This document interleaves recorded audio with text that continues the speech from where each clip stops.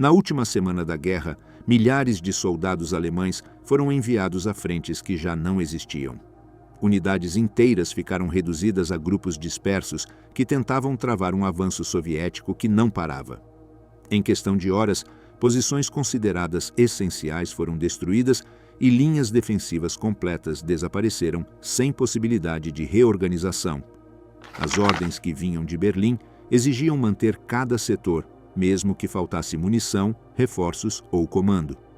Os restos do exército, o Volkssturm e o pessoal administrativo foram colocados em rotas de combate com a instrução de resistir até o fim. Enquanto os soviéticos fechavam o cerco ao redor da capital, os comandos alemães pressionavam para sustentar pontos impossíveis e puniam qualquer retirada. Como tentou a Alemanha manter uma frente que já estava perdida? Por que se ordenaram defesas que não podiam manter-se? O que ocorreu quando o comando alemão deixou de funcionar? A última fronteira, o colapso da frente oriental e o sentido de resistir em abril de 1945. Em 16 de abril de 1945, 2,5 milhões de soldados soviéticos lançaram a ofensiva final contra Berlim a partir de posições sobre o rio Oder. A artilharia do Exército Vermelho, disposta a densidades de até 270 canhões por quilômetro, desencadeou um bombardeio que iluminou o horizonte como um amanhecer prematuro. Frente a esta avalanche de fogo e aço, a Alemanha reuniu o que restava de suas forças militares, unidades reduzidas a frações de sua força nominal, milicianos improvisados do Volkssturm, adolescentes do Hitlerjugend e restos dispersos de divisões que outrora dominaram a Europa. A situação estratégica alemã, em abril de 1945, carecia de qualquer possibilidade real de vitória. Os exércitos aliados ocidentais tinham cruzado o Reno em março e avançavam profundamente para o coração da Alemanha, capturando cidades e destruindo os restos do poder industrial alemão. Desde o leste, as forças soviéticas tinham varrido a Polônia em janeiro, tomando Varsóvia e Cracóvia antes de estabelecer cabeças de ponte sobre o Oder, a menos de 70 quilômetros de Berlim. A Frente Sul tinha colapsado após a queda de Budapeste em fevereiro, deixando Viena exposta e cortando o acesso alemão aos campos petrolíferos romenos que uma vez alimentaram sua máquina de guerra. A Itália estava perdida, os Balcãs ocupados e a Noruega isolada sem esperança de reforço ou evacuação. O aparelho militar alemão, que havia conquistado a maior parte da Europa continental em menos de 2 anos, havia se transformado em uma coleção fragmentada de formações desesperadas. As divisões existiam principalmente no papel. Unidades que nominalmente compreendiam 15.000 homens operavam com 3 ou 4.000 efetivos reais. Os batalhões combatiam com forças de companhia, as companhias com pelotões. O equipamento refletia este colapso. Tanques sem combustível, convertidos em fortificações estáticas, artilharia sem munição suficiente para sustentar bombardeios prolongados, veículos abandonados em valetas por falta de gasolina. A Luftwaffe, que certa vez controlou os céus europeus, havia sido reduzida a intervenções esporádicas, seus pilotos sem treinamento suficiente e seus aeródromos sob bombardeio constante. A produção industrial alemã, apesar dos esforços heróicos do ministro de Armamentos Albert Speer, não conseguia sustentar operações militares em grande escala. Os bombardeios estratégicos aliados tinham devastado fábricas, refinarias e redes ferroviárias. As plantas de combustível sintético operavam a frações de sua capacidade, criando uma escassez crítica que paralisava a mobilidade alemã. Sem combustível, os tanques permaneciam imóveis. Sem transporte, as munições não chegavam à frente. Sem peças de reposição, o equipamento se deteriorava até se tornar inútil. O sistema logístico alemão, outrora modelo de eficiência prussiana, havia se desintegrado em improvisação caótica. As perdas humanas atingiam proporções catastróficas. Estima-se que entre 300.000 e 400.000 soldados alemães morriam a cada mês durante os últimos meses da guerra. Estes números superavam qualquer capacidade de reposição. Os homens em idade de combate já haviam sido mobilizados, obrigando o regime a recrutar adolescentes de 16 anos e homens mais velhos de 60. O Volkssturm, milícia nacional criada em outubro de 1944, incorporava civis com treinamento mínimo e armamento inadequado. Estes idosos e crianças recebiam rifles obsoletos, às vezes sem munição suficiente, e o mortífero Panzerfaust, lançador de foguetes antitanque descartável que requeria coragem suicida para ser utilizado efetivamente. A moral das tropas regulares oscilava entre o desespero e o fanatismo segundo a unidade e sua composição. Os soldados veteranos da Frente Oriental tinham presenciado anos de combate brutal e compreendiam a futilidade de continuar. Muitos buscavam render-se às forças ocidentais, temendo o tratamento que receberiam dos soviéticos após as atrocidades alemãs cometidas em território soviético. As unidades das Waffen-SS, no entanto, mantinham disciplina férrea e disposição para combater até a aniquilação total. Ideologicamente comprometidos com o nazismo, esses homens não contemplavam a rendição como opção viável, antecipando execução ou encarceramento permanente se sobrevivessem. A liderança militar alemã dividia-se entre realistas que compreendiam a inevitabilidade da derrota e fanáticos que abraçavam a retórica de resistência final. O alto comando do exército havia perdido autonomia operacional, com Hitler exercendo controle microgerencial de seu bunker em Berlim. As decisões estratégicas provinham de um líder cada vez mais desconectado da realidade, rodeado de aduladores que reforçavam seus delírios ou fanáticos que compartilhavam sua negação do evidente. Generais competentes que tentavam implementar retiradas táticas para preservar forças eram destituídos ou presos, substituídos por oficiais leais, cuja principal qualificação era obediência inquebrantável. Esta disfunção no comando se manifestava em ordens operacionalmente impossíveis. Hitler ordenava contra-ataques com divisões que não existiam, exigia defesas de posições insustentáveis e proibia retiradas mesmo quando o cerco era iminente. O caso do general Bogislaw von Bonin exemplificava essas dinâmicas. Preso pela Gestapo em janeiro de 1945 por autorizar a retirada do grupo de exércitos A de Varsóvia, foi encarcerado em campos de concentração até a libertação americana em maio. Seu crime tinha sido priorizar a sobrevivência de suas tropas sobre ordens suicidas de manter posições indefensáveis. A insistência em defender cada metro de território tinha raízes na cosmovisão de Hitler, que misturava darwinismo social com negação psicológica da derrota. Para o Führer, a perda territorial representava fraqueza nacional que justificava a destruição da Alemanha em si. Seu decreto Nero de março de 1945 ordenava a destruição de toda a infraestrutura que pudesse beneficiar os aliados: pontes, fábricas, usinas elétricas, redes ferroviárias. A Alemanha, argumentava, não merecia sobreviver se não pudesse vencer. Speer, compreendendo as implicações genocidas deste decreto, o sabotou discretamente, preservando infraestrutura essencial para a sobrevivência no pós-guerra. O terror interno reforçava a continuação da luta. Após a tentativa de assassinato contra Hitler em julho de 1944, as purgas eliminaram milhares de oficiais e funcionários suspeitos de deslealdade. Os sobreviventes aprenderam que questionar ordens equivalia a traição punível com execução. Tribunais volantes das SS patrulhavam áreas de retaguarda, enforcando soldados acusados de deserção ou derrotismo. Cartazes penduravam-se nos cadáveres, avisando sobre o destino dos covardes. Essa violência institucional mantinha coesão por meio do medo, assegurando que mesmo soldados desiludidos continuassem combatendo para evitar execução sumária. As famílias dos soldados também enfrentavam represálias.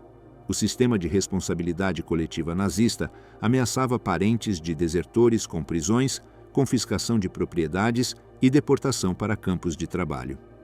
Um soldado que considerasse render-se devia pesar não apenas sua própria segurança, mas o destino de seus entes queridos em território controlado pelo regime. Este cálculo brutal limitava as deserções em massa, particularmente na Frente Oriental, onde a retirada territorial alemã era gradual e as autoridades nazistas mantinham controle sobre áreas de retaguarda. A propaganda de Goebbels explorava temores legítimos sobre as intenções soviéticas. As atrocidades alemãs em território soviético, massacres de civis, fomes induzidas, campos de extermínio, tinham criado sede de vingança compreensível entre tropas soviéticas. Testemunhos de refugiados descreviam violações em massa, saques e execuções arbitrárias nas primeiras áreas alemãs ocupadas. A máquina propagandística nazista amplificava estes relatos, argumentando que a rendição equivalia a genocídio diferido. Para populações civis alemãs orientais, esta narrativa tinha credibilidade suficiente para motivar evacuações em massa para o oeste, congestionando rotas vitais e complicando operações militares. A esperança de divisão entre os aliados mantinha ilusões de salvação política. Os líderes nazistas observavam tensões emergentes entre ocidentais e soviéticos, antecipando ruptura da coalizão anti-alemã. A morte de Roosevelt, no dia 12 de abril de 1945, gerou otimismo temporário, lembrando o milagre da Casa de Brandemburgo, quando a morte da imperatriz russa salvou a Prússia de Frederico o Grande de derrota segura no século XVIII. Hitler e seus acólitos fantasiavam com cenários onde britânicos e americanos reconheceriam o comunismo soviético como ameaça maior que o nazismo alemão, iniciando negociações separadas que preservariam algum vestígio do Reich. Estas esperanças eram completamente ilusórias. Os aliados haviam acordado em Casablanca, em 1943, que apenas aceitariam rendição incondicional alemã. Em Yalta, em fevereiro de 1945, Roosevelt, Churchill e Stalin ratificaram este princípio e coordenaram zonas de ocupação. Nenhuma evidência sugeria vontade ocidental de trair a União Soviética para acomodar alguma forma de governo alemão continuado. A demanda por rendição incondicional, no entanto, proporcionava justificação propagandística para a resistência continuada. Se a derrota significava ocupação total e desmantelamento do Estado alemão, o que se ganhava com rendição antecipada? A liderança militar profissional experimentava essas tensões com acuidade particular. Oficiais como o general Gotthard Heinrici, comandante do grupo de exércitos Vístula desde março, reconheciam a impossibilidade estratégica de vitória, mas mantinham compromisso com defesa ordenada. Heinrici, especialista em guerra defensiva, implementou táticas racionais dentro de parâmetros irracionais. Estabeleceu defesas escalonadas nas alturas de Seelow, inundou planícies do Oder para complicar travessias soviéticas, posicionou forças em encostas inversas para minimizar a efetividade de bombardeios preliminares. Essas medidas infligiram baixas significativas aos soviéticos, mas não podiam alterar o resultado final. A defesa do Oder representava o último esforço coerente da Wehrmacht para atrasar o inevitável. As fortificações alemãs aproveitavam o terreno favorável, o próprio rio como obstáculo aquático, as alturas de Seelow como posições elevadas com observação sobre as aproximações soviéticas, e o degelo da primavera que transformava planícies em pântanos. Engenheiros militares trabalharam febrilmente durante fevereiro e março, construindo trincheiras, bunkers, posições de artilharia e campos minados.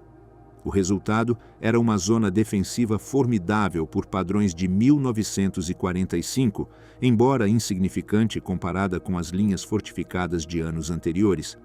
Os defensores, no entanto, careciam de profundidade operacional. Atrás das posições do Oder estava Berlim, a apenas 60 quilômetros. Não havia linhas defensivas intermediárias preparadas, nenhum terreno adicional favorável para atrasar o avanço soviético. Uma vez que a linha do Oder fosse penetrada, apenas fragmentos urbanos e a própria capital ofereceriam resistência. Esta realidade geográfica significava que a Batalha do Oder determinaria o destino de Berlim e, por extensão, do próprio regime nazista.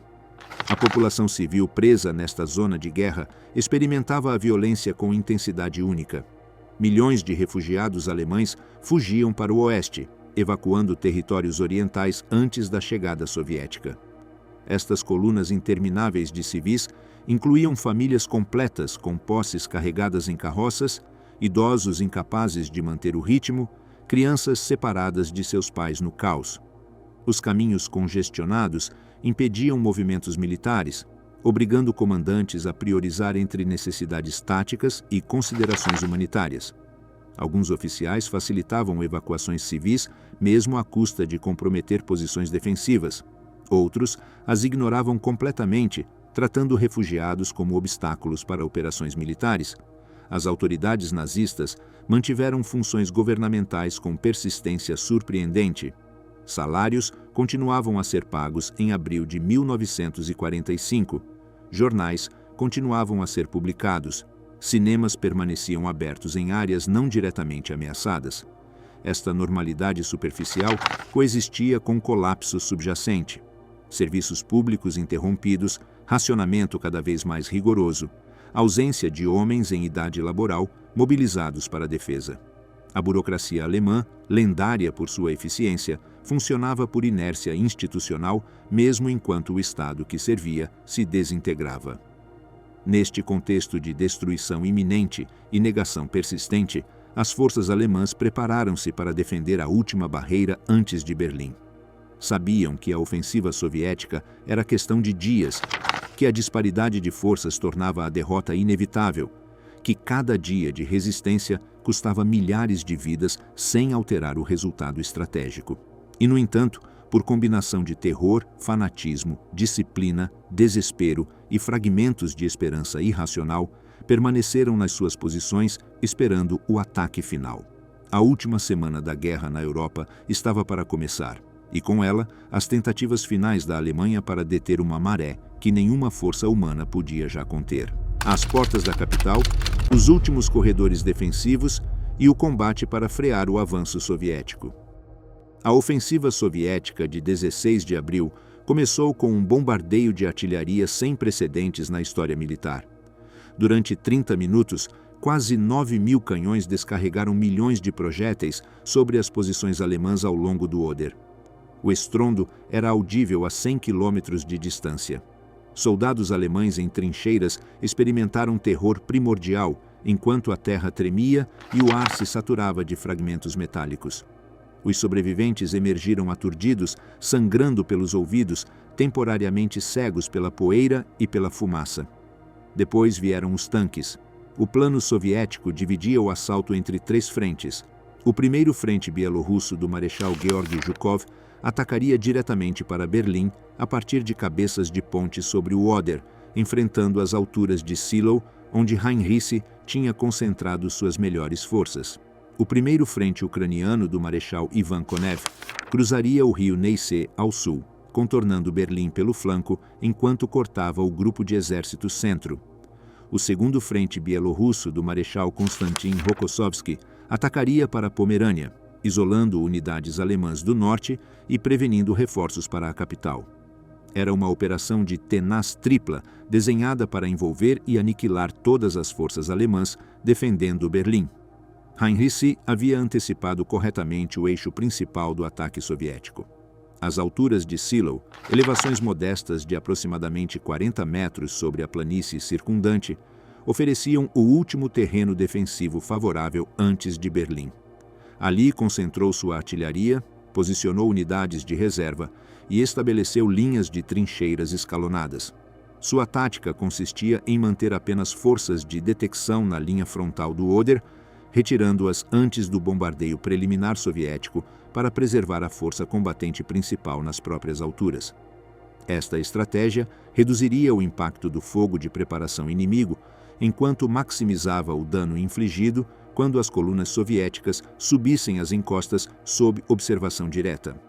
A execução inicial deste plano funcionou parcialmente.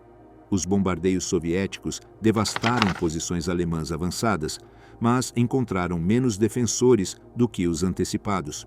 No entanto, quando as formações blindadas soviéticas começaram a cruzar a planície pantanosa do Oder, a artilharia alemã das alturas as recebeu com fogo concentrado. Os tanques soviéticos atolavam-se em terreno saturado, tornando-se alvos estáticos. Equipas alemãs com Panzerfausts emergiam de posições ocultas, destruíam veículos a curta distância e desapareciam antes que a infantaria soviética pudesse responder. As baixas soviéticas aumentavam dramaticamente. Zhukov, frustrado pelo progresso lento, cometeu um erro tático significativo.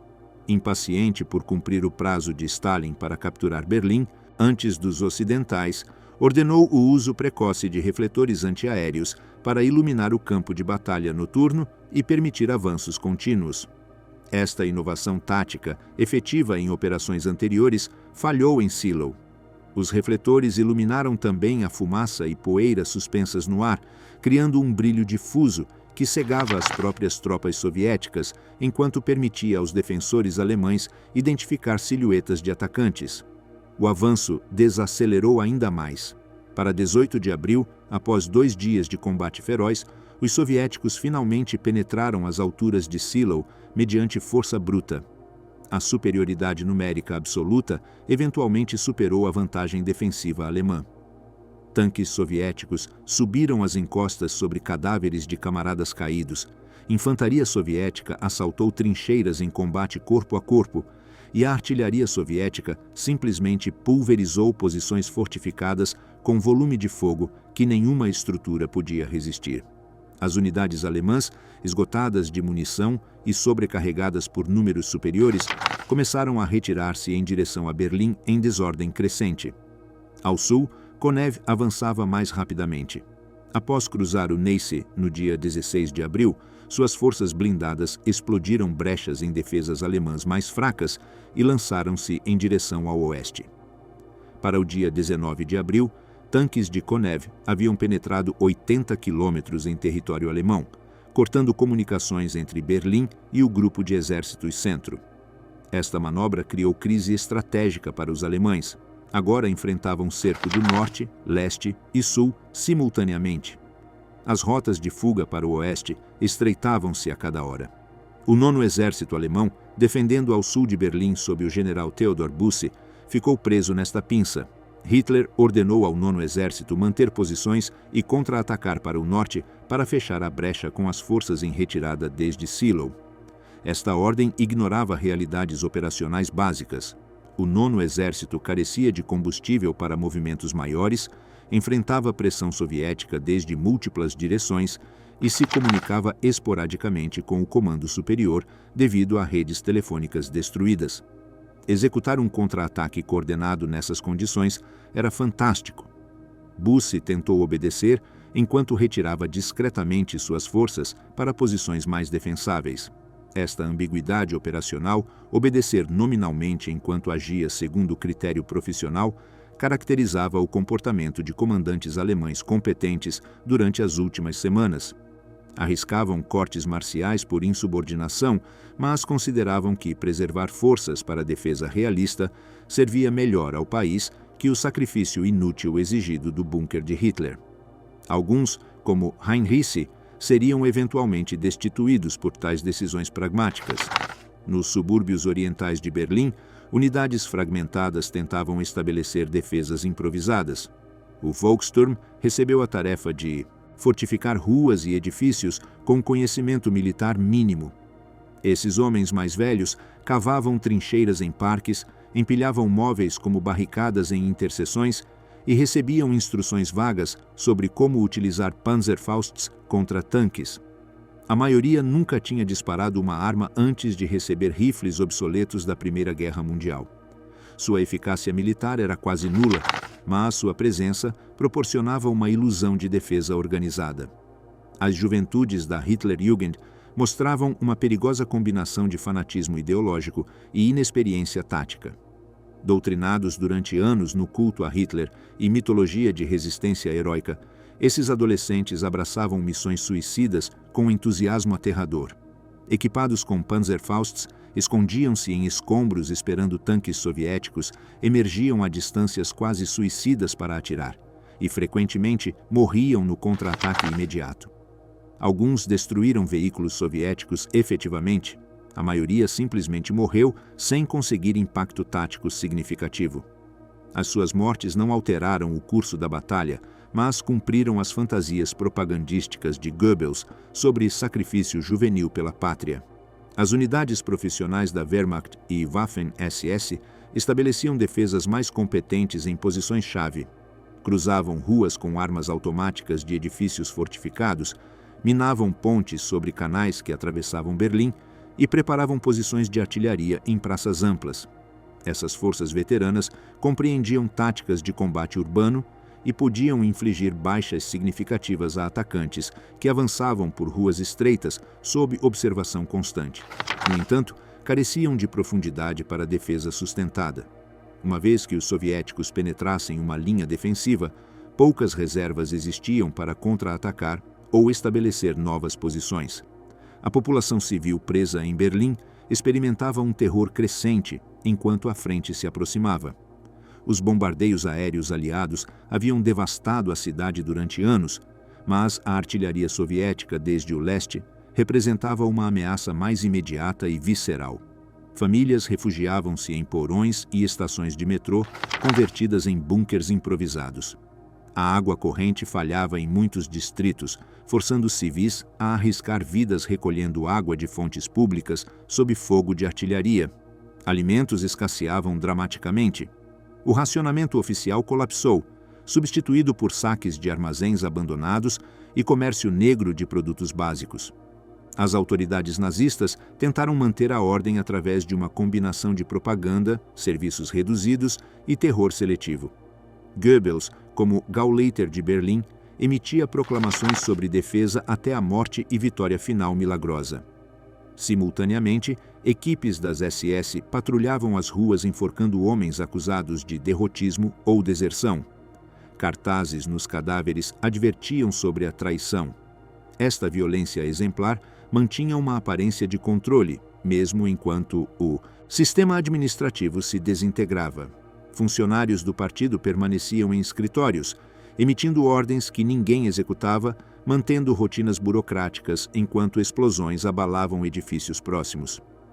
Para o 25 de abril, forças soviéticas haviam cercado completamente Berlim. As colunas de Zhukov desde o leste se juntaram com as de Konev desde o sul nos arredores ocidentais. No mesmo dia, patrulhas soviéticas e americanas se encontraram em Torgau, sobre o rio Elba, cortando a Alemanha em duas.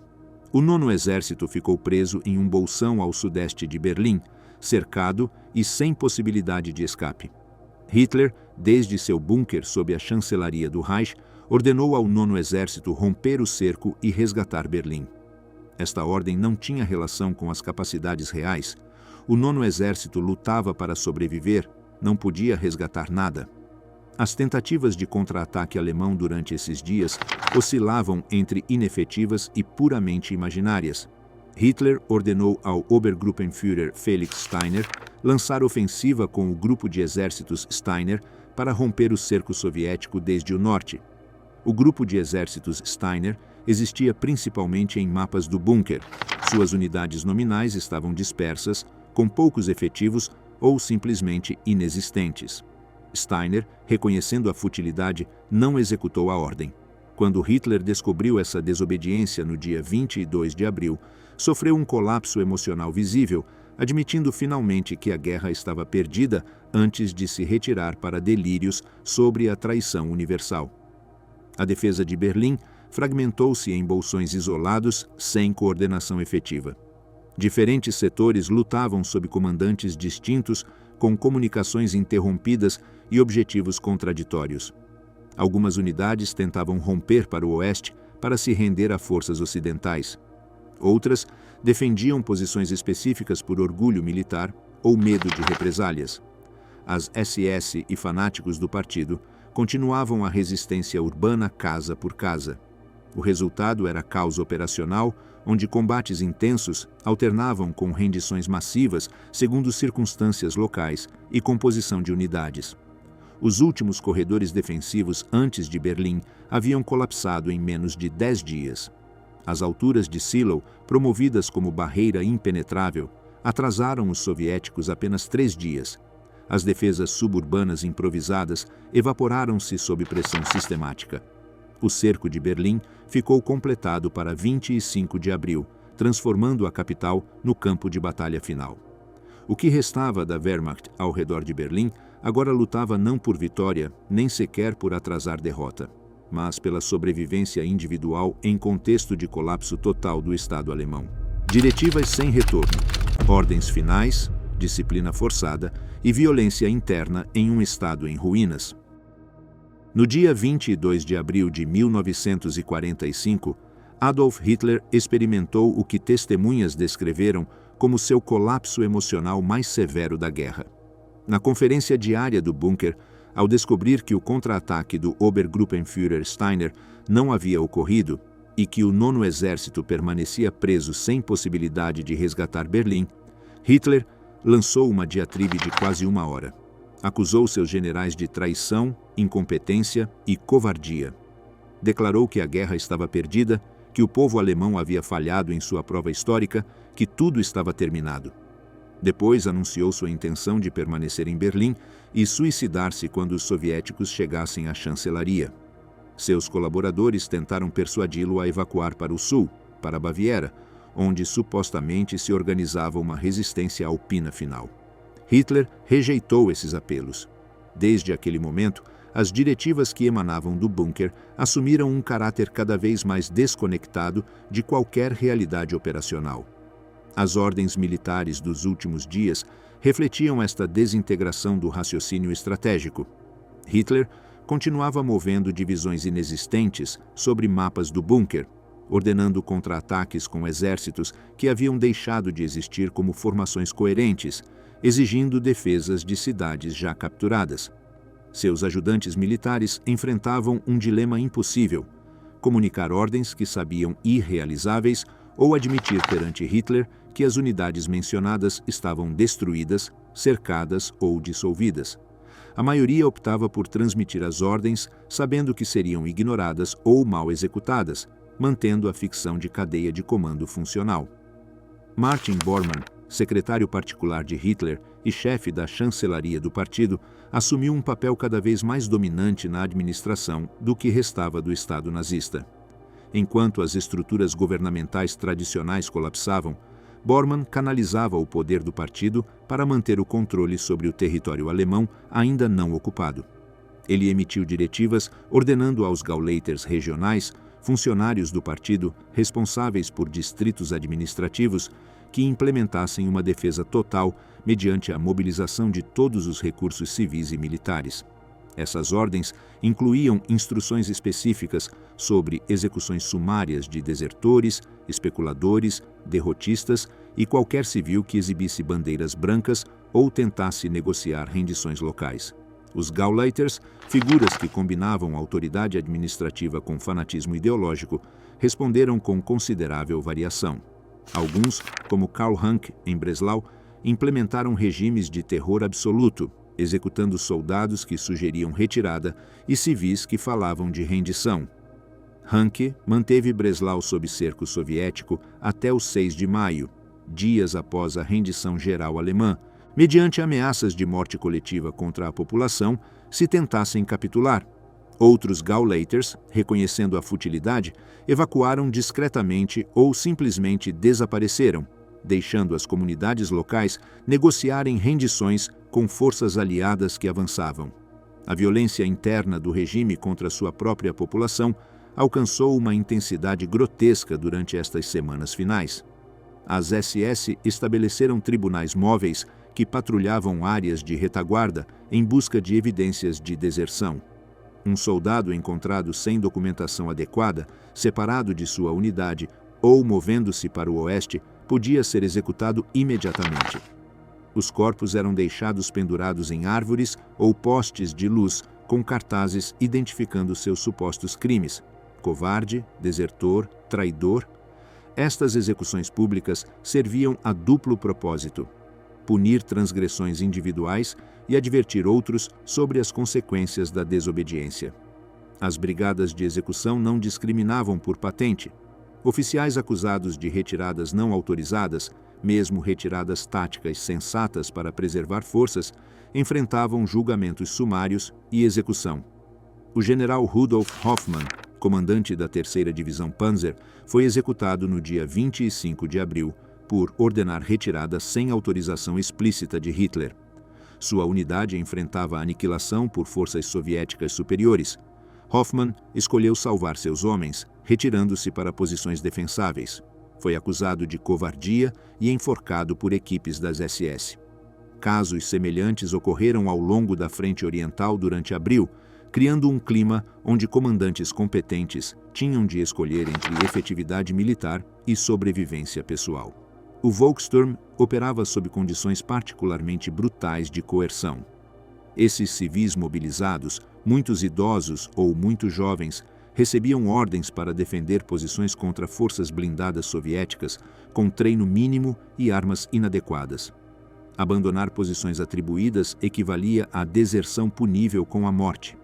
Famílias de supostos desertores enfrentavam represálias, prisões, confisco de rações alimentares, deportação para campos de trabalho. Este sistema de responsabilidade coletiva assegurava que mesmo homens sem comprometimento ideológico com o nazismo permanecessem em posições desesperadas por medo das consequências para entes queridos. Joseph Goebbels, desde sua posição como Gauleiter de Berlim e ministro da propaganda, orquestrou uma narrativa de resistência heróica até o fim. Suas proclamações radiofônicas prometiam vitória milagrosa mediante introdução de armas secretas, ruptura da coalizão aliada ou intervenção divina que puniria os inimigos da Alemanha. Simultaneamente, Goebbels supervisionava a transformação de Berlim em fortaleza urbana. Ordenou construção de barricadas em interseções principais, fortificação de edifícios governamentais e distribuição de Panzerfausts a civis com instruções básicas de uso. Essas medidas proporcionavam aparência de preparação militar, enquanto serviam principalmente propósitos propagandísticos. Fotografias de idosos e crianças defendendo a capital alimentavam mitologia de resistência popular total. A população civil navegava essas pressões com estratégias de sobrevivência variadas. Muitos obedeciam ordens externamente, enquanto buscavam oportunidades de escapar do combate. Famílias refugiadas em porões esperavam a passagem da frente, apostando que sobreviver à batalha lhes daria oportunidade de se render às forças ocupantes. Outros, particularmente em áreas rurais, escondiam homens em idade militar para protegê-los do recrutamento do Volkssturm. Alguns civis ajudavam ativamente desertores alemães, proporcionando roupas civis, documentos falsificados ou abrigo temporário. Esses atos de resistência passiva arriscavam execução se fossem descobertos. As execuções de desertores aumentaram dramaticamente durante abril. Estima-se que entre 10.000 e 15.000 soldados alemães foram executados por seus próprios compatriotas durante os últimos meses da guerra, com concentração particular em abril e início de maio. Estes números não incluem mortes extrajudiciais, soldados simplesmente assassinados por equipes das SS sem procedimentos formais. A escala desta violência interna superava as purgas após a tentativa de assassinato de julho de 1944, refletindo o desespero do regime para manter controle sobre a população cada vez mais desiludida. O contraste entre ordens oficiais e realidade operacional criava situações absurdas e trágicas. O grupo de exércitos Vístula recebeu instruções de Hitler no dia 26 de abril de se reagrupar e lançar contra-ataque em direção a Berlim a partir do norte. Esta ordem ignorava que o grupo de exércitos Vístula havia deixado de existir como formação coerente. Seus componentes estavam dispersos, cercados ou em retirada desorganizada. O general Heinrichs, ainda nominalmente no comando, tentou explicar estas realidades ao alto comando. Foi relevado do seu posto no dia 28 de abril por derrotismo e substituído pelo general Kurt Student, que nunca chegou a assumir controle efetivo devido ao colapso total de comunicações. A cadeia de comando militar alemã se fragmentou durante esta última semana. Unidades operavam autonomamente, sem contato com superiores, tomando decisões baseadas em circunstâncias locais. Alguns comandantes tentavam romper cercos para se moverem para o oeste e se renderem a forças americanas ou britânicas, consideradas menos vingativas do que os soviéticos. Outros defendiam posições por inércia profissional, executando ordens recebidas dias antes, mesmo quando essas ordens já não tinham relevância tática. As SS e fanáticos do partido continuavam a resistência sem considerações operacionais, combatendo por ideologia pura, enquanto todo o sistema de apoio logístico colapsava.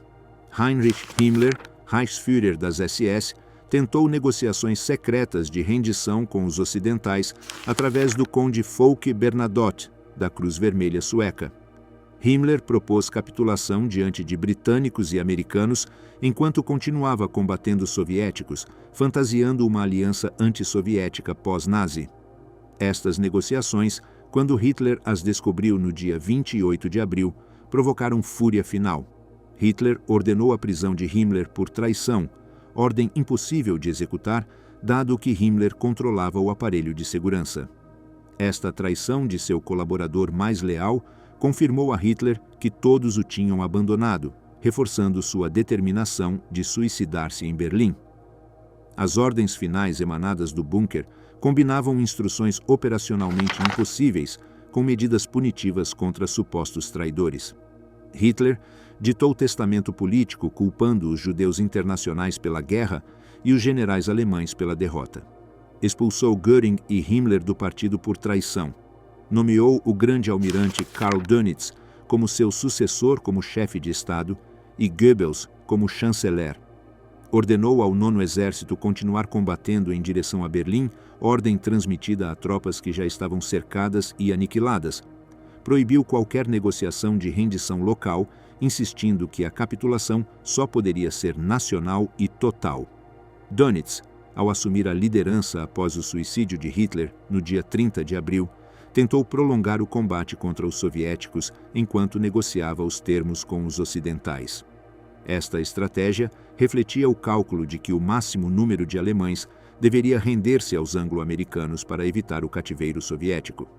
Dönitz autorizou rendições parciais nas frentes ocidentais enquanto ordenava resistência contínua no leste, esperando facilitar a evacuação maciça de soldados e civis para as zonas de ocupação ocidental. Os aliados rejeitaram esta abordagem, insistindo na rendição incondicional simultânea em todas as frentes. A disciplina militar alemã, lendária durante anos de guerra, desintegrou-se durante estes dias finais, mas com variação conforme a unidade. Formazões das Waffen-SS mantiveram coesão mediante combinação de fanatismo ideológico e terror interno. Unidades do exército regular mostravam variação desde combate profissional contínuo até rendições em massa conforme liderança local e circunstâncias táticas. O Volkssturm simplesmente se dissolveu em muitas áreas, com civis abandonando posições para se refugiar com famílias. As deserções em massa finalmente sobrecarregaram a capacidade repressora do regime.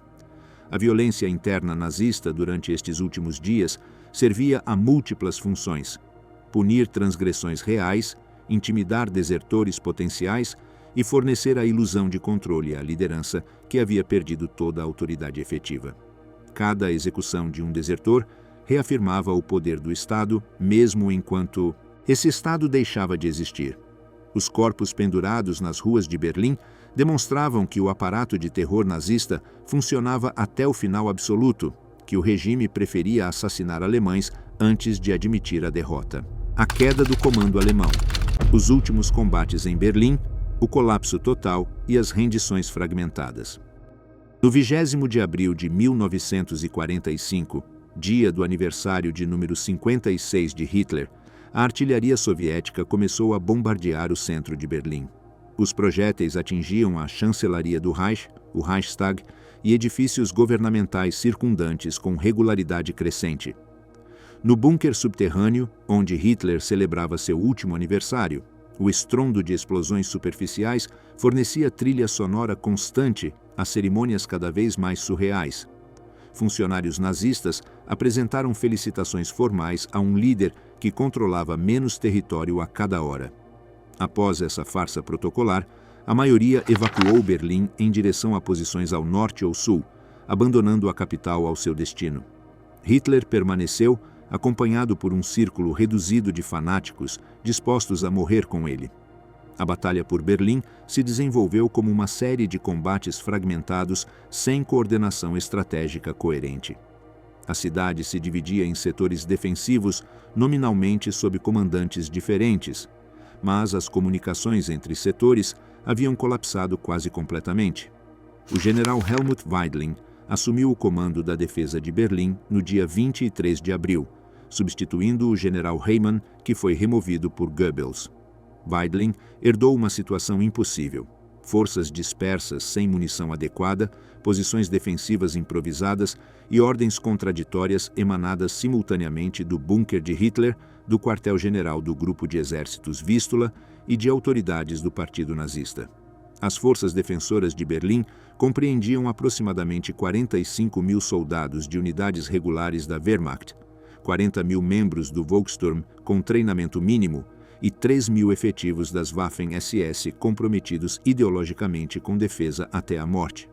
Estes números incluíam restos de múltiplas divisões destruídas durante combates anteriores, pessoal administrativo sem experiência de combate e adolescentes da Hitlerjugend distribuídos em equipes antitanque. A moral variava extremamente.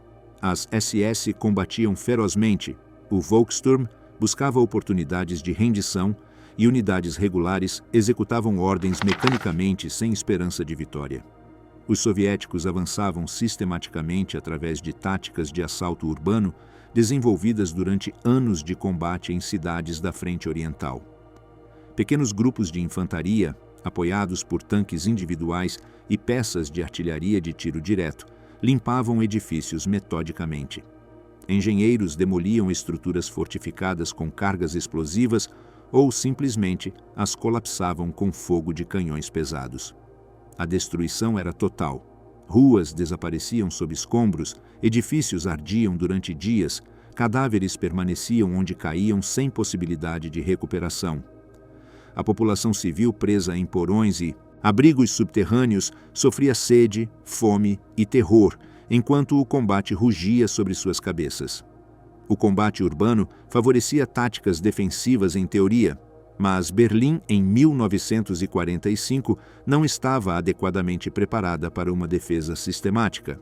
Diferente de Stalingrado, onde os soviéticos haviam fortificado cada edifício e estabelecido posições interconectadas, Berlim mostrava improvisação caótica. Alguns cruzamentos tinham barricadas de bondes tombados e destroços. Outros permaneciam completamente abertos. Certos edifícios continham posições defensivas com campos de tiro calculados. A maioria simplesmente abrigava civis aterrorizados. Essa inconsistência permitia aos soviéticos identificar pontos fracos, concentrar forças superiores e penetrar defesas antes que os alemães pudessem reagir. Os combates mais intensos ocorreram em torno de objetivos simbólicos: o Reichstag, a chancelaria, pontes sobre o rio Spree e estações ferroviárias principais. Stalin havia ordenado capturar o Reichstag antes do 1º de maio para celebrar o Dia do Trabalhador com vitória sobre o fascismo. Esta obsessão com um edifício sem valor militar significativo, mas carregado de simbolismo, custou milhares de vidas soviéticas. As SS defendiam a área circundante ferozmente, conscientes de que sua captura significaria o colapso psicológico da resistência restante. Equipes de metralhadoras em edifícios adjacentes criavam zonas de morte que as tropas soviéticas deviam cruzar sob fogo constante. No dia 28 de abril, os soviéticos alcançaram a distância de 1 quilômetro do bunker de Hitler. O som de combate de rua era claramente audível nos corredores subterrâneos. Hitler celebrou o casamento com Eva Braun em uma cerimônia civil realizada por um funcionário municipal, trazido especificamente para esse propósito.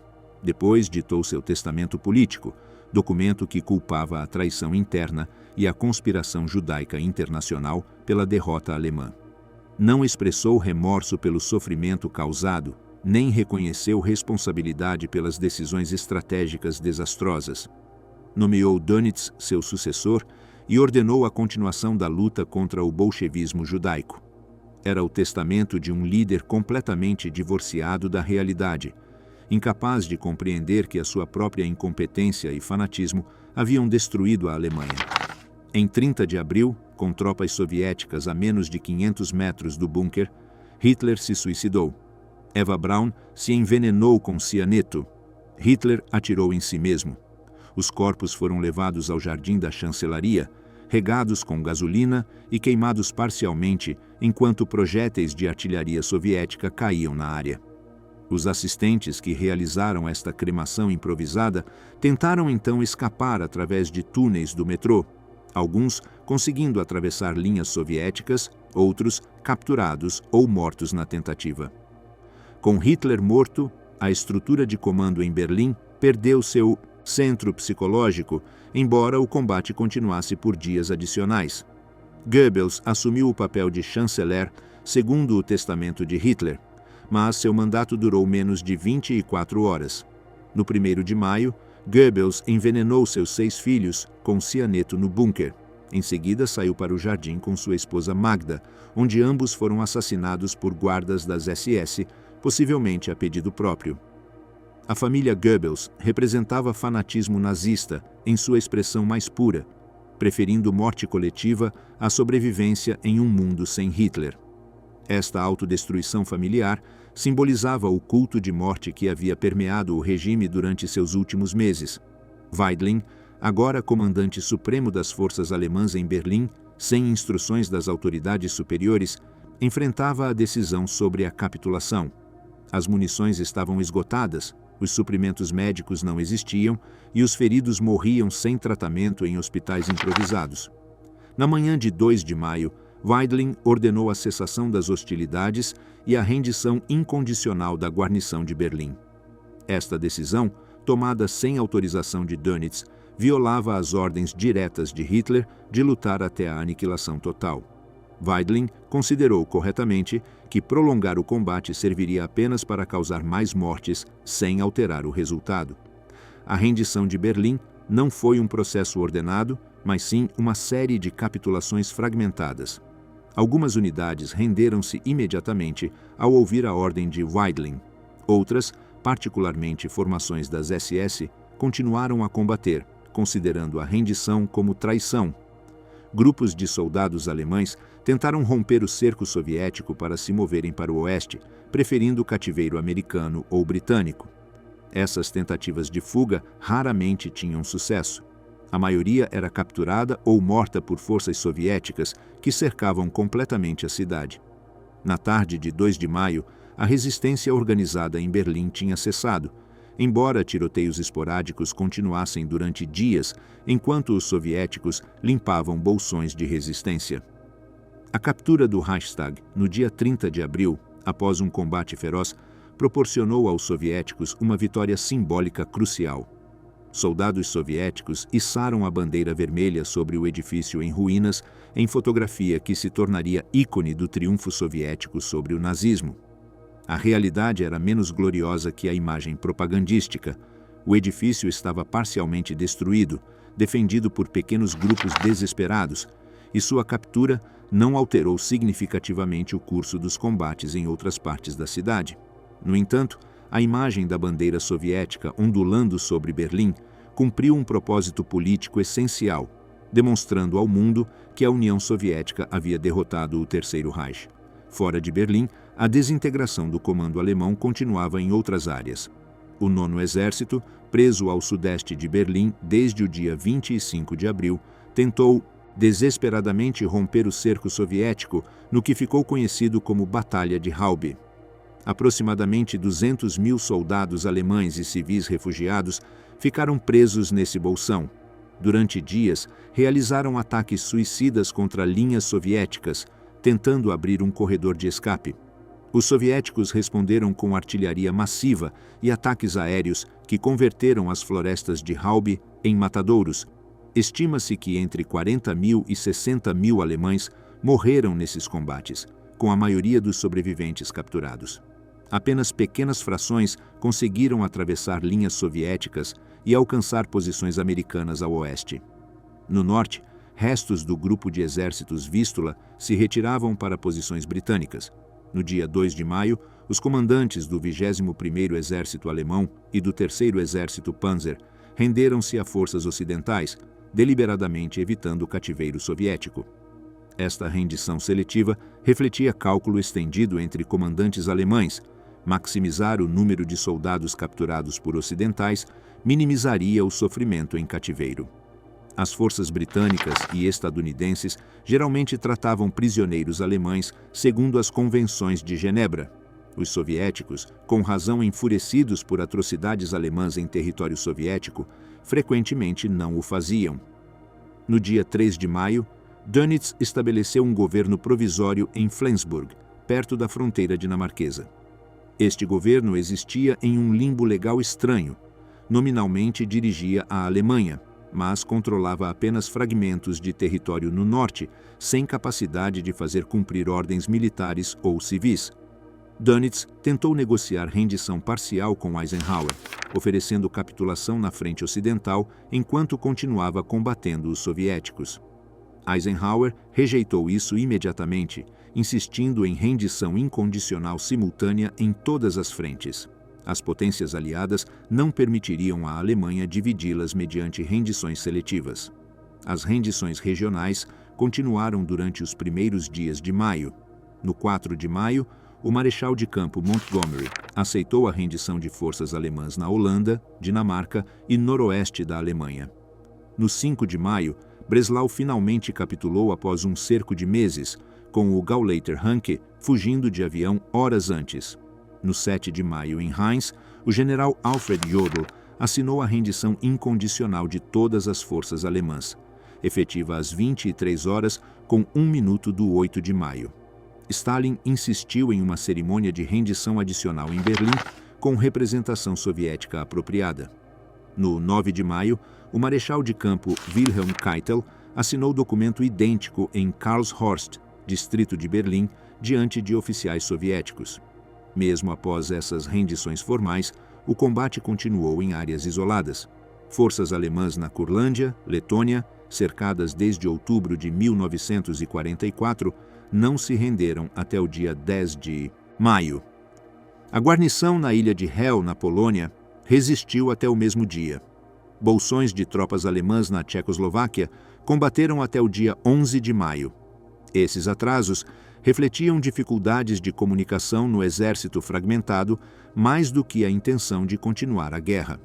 Uma vez que os comandantes locais receberam e verificaram as ordens de rendição, geralmente obedeceram imediatamente. O custo destes últimos dias foi catastrófico. Estima-se que 400.000 pessoas morreram durante abril de 1945 apenas na frente oriental. Soldados alemães e soviéticos, civis alemães presos em zonas de combate, civis soviéticos em territórios ainda ocupados.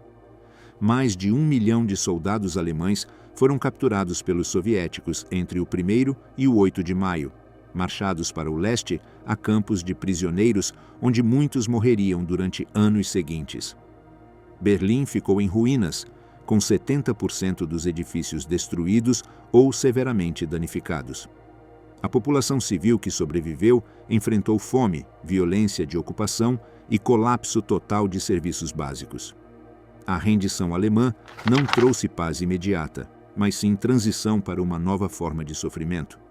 Milhões de alemães ficaram deslocados, refugiados em seu próprio país ou expulsos de territórios orientais anexados pela Polônia e a União Soviética. Cidades inteiras careciam de água, eletricidade, esgoto funcional. Mulheres alemãs sofreram violações em massa por tropas soviéticas vingativas. A ocupação aliada impunha controles rigorosos sobre movimento e atividade econômica. O Estado alemão deixou de existir, sendo substituído por administração militar de 4 potências com objetivos frequentemente contraditórios. As últimas tentativas alemãs de deter os soviéticos tinham falhado completamente. Desde as alturas de Seelow até as ruas de Berlim, a resistência alemã apenas prolongou a agonia sem alterar o resultado inevitável. As diretrizes finais do regime nazista combinaram fanatismo ideológico com cálculo político cínico, sacrificando vidas alemãs para objetivos que oscilavam entre ilusórios e inexistentes. A violência interna do Estado contra a sua própria população, durante estes dias, demonstrou a natureza do regime até o seu último momento, disposto a destruir a Alemanha antes de admitir a derrota.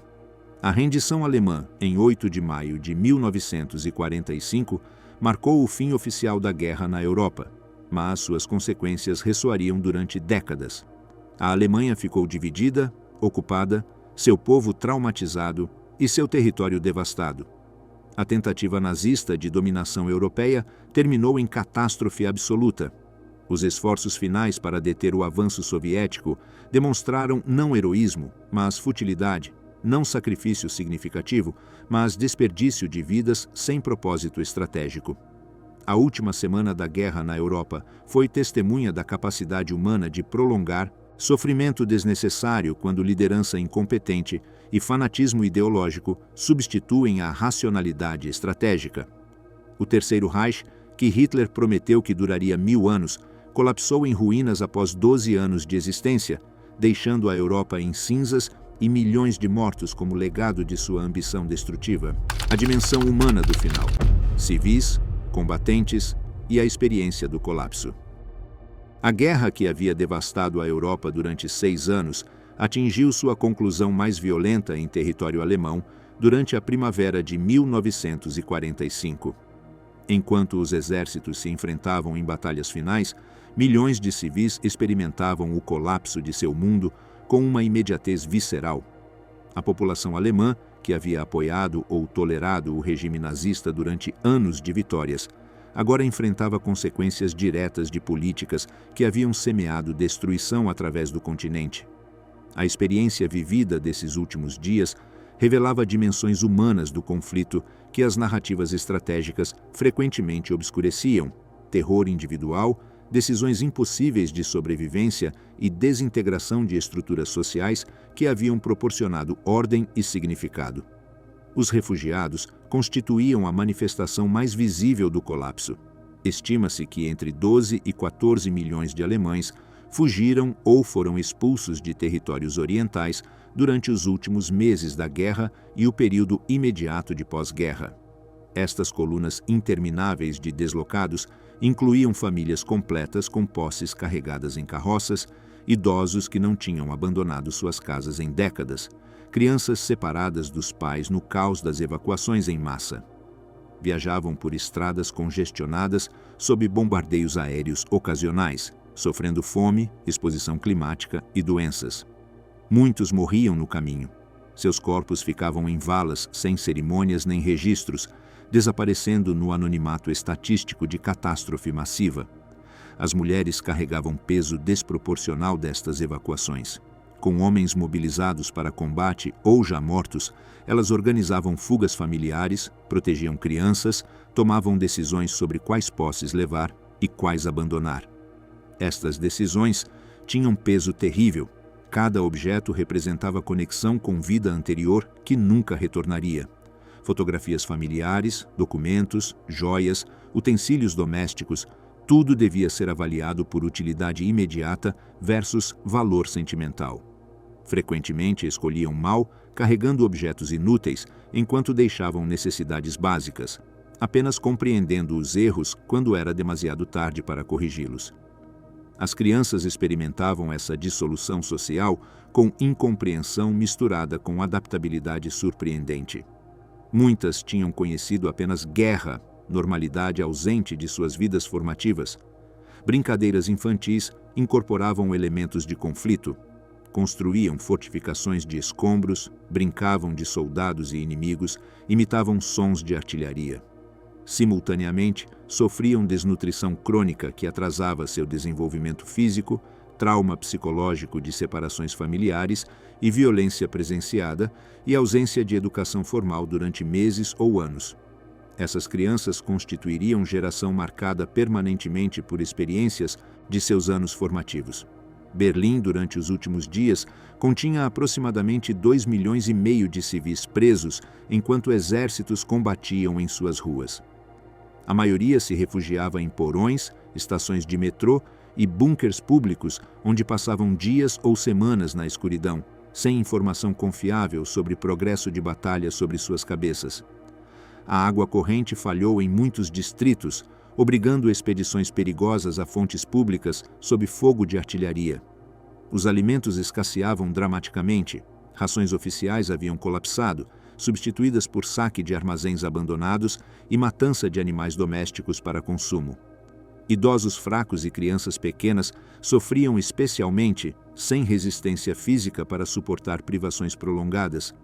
As condições sanitárias deterioraram-se catastroficamente. Sem água corrente nem sistemas de esgoto funcionais, doenças propagavam-se rapidamente em abrigos superlotados.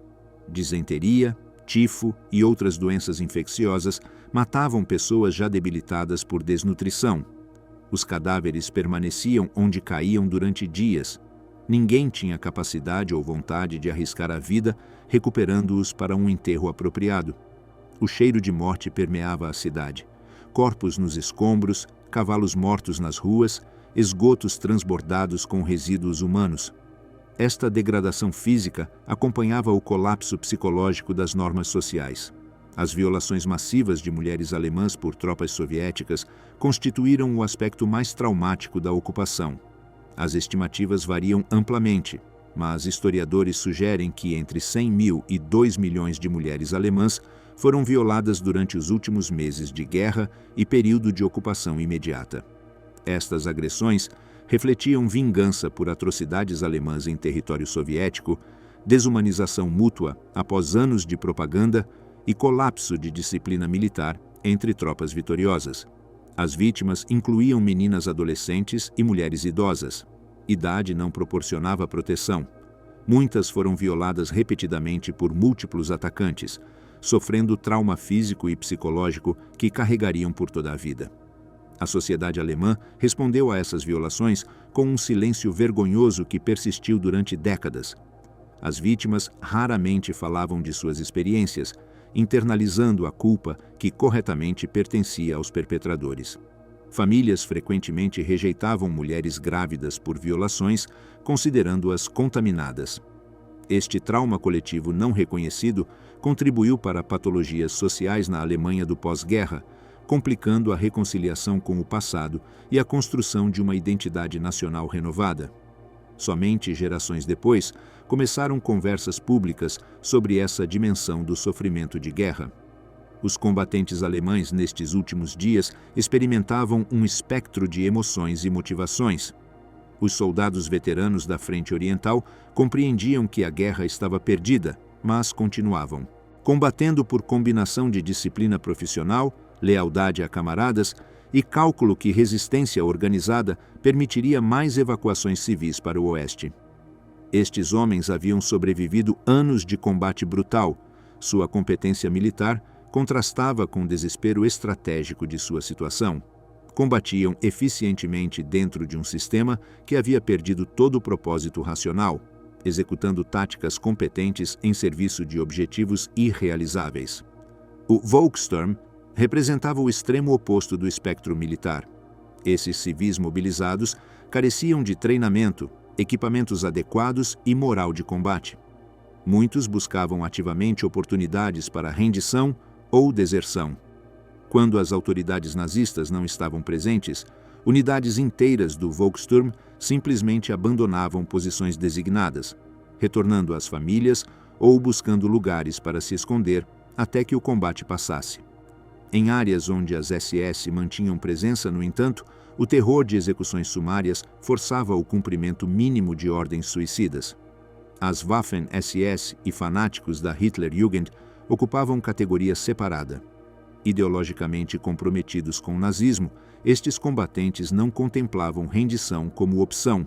Para eles, a guerra representava um conflito existencial entre visões do mundo mutuamente exclusivas. A derrota significava não só perda militar, mas aniquilação do sistema de crenças que havia proporcionado significado às suas vidas. Muitos lutaram literalmente até a morte, rejeitando oportunidades de rendição e executando atos suicidas contra forças inimigas superiores. Este fanatismo, embora militarmente inútil, causou baixas desnecessárias em ambos os lados durante os últimos dias. Os oficiais médicos e o pessoal de saúde enfrentavam dilemas impossíveis de triagem. Os hospitais militares e civis transbordavam com feridos para quem tratamento adequado não existia. Sem anestesia suficiente, antibióticos ou material para pensos, médicos realizavam amputações com ferramentas improvisadas, enquanto pacientes mordiam madeira para suportar a dor. As decisões sobre quem recebia recursos escassos equivaliam a escolher quem viveria e quem morreria. Muitos profissionais médicos sofreram colapsos nervosos sob o peso destas responsabilidades impossíveis, incapazes de reconciliar treinamento para salvar vidas com a realidade de morte massiva que não podiam prevenir. A experiência de rendição variava dramaticamente segundo localização e forças captoras. Soldados alemães que se rendiam a britânicos ou americanos geralmente recebiam tratamento correto segundo convenções de Genebra. Os interrogavam, processavam como prisioneiros de guerra e eventualmente internavam em campos onde condições, embora difíceis, permitiam sobrevivência. A rendição aos soviéticos apresentava perspectivas muito mais sombrias.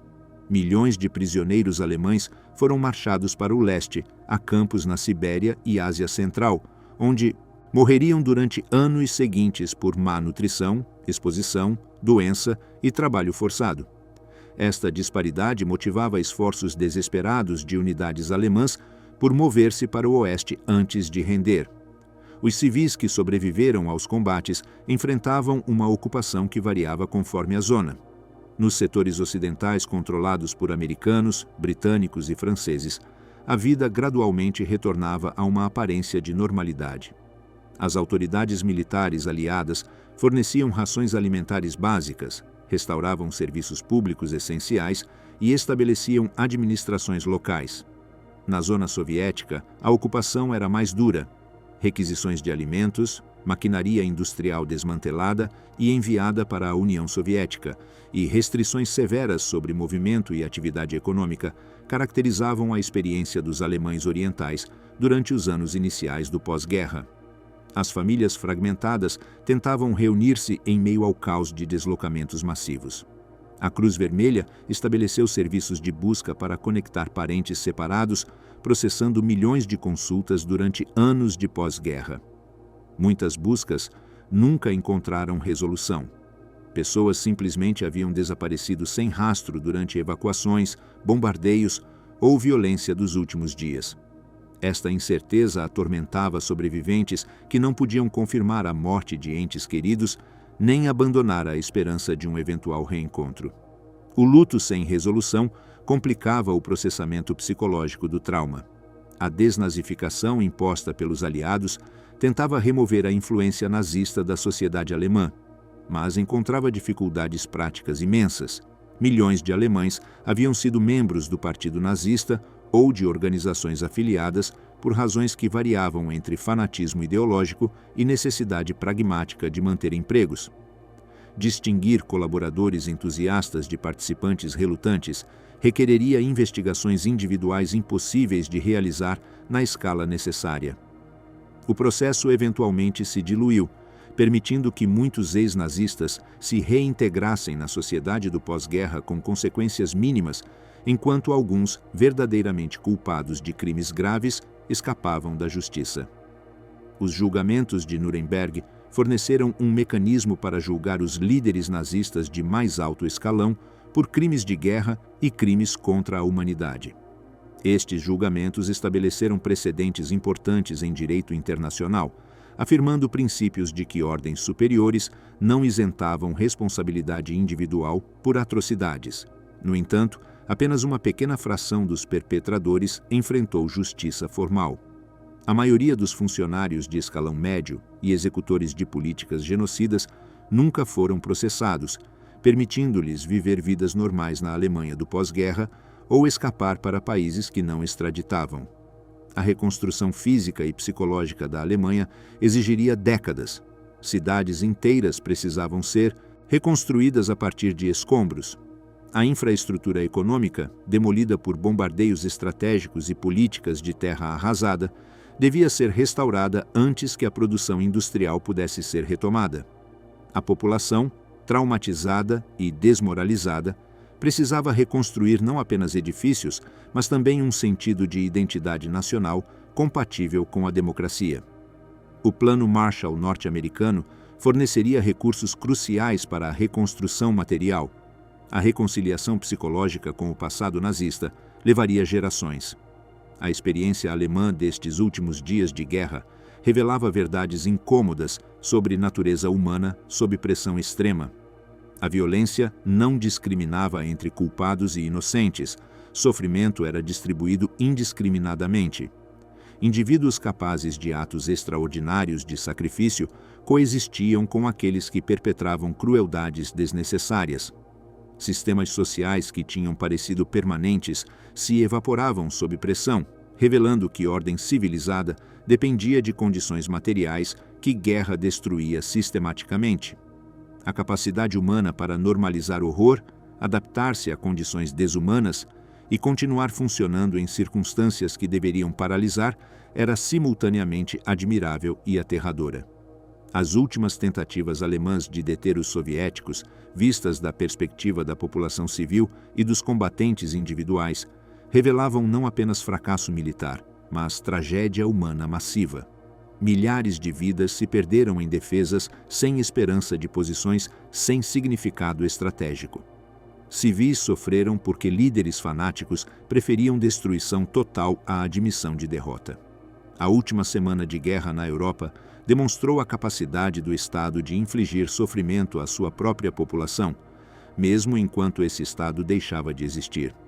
As diretivas finais, os combates desesperados, as execuções de desertores e a violência da ocupação compunham o capítulo final da guerra que havia custado dezenas de milhões de vidas. Quando finalmente terminou o 8 de maio de 1945, o que restava não era uma vitória celebrável, mas um alívio exausto de que a matança havia cessado, acompanhado pela compreensão aterradora do preço pago por anos de fanatismo, agressão e negação da humanidade compartilhada. A tentativa alemã de deter os soviéticos na última semana de guerra falhou completa e custosamente, deixando um legado de sofrimento que ressoaria através de gerações.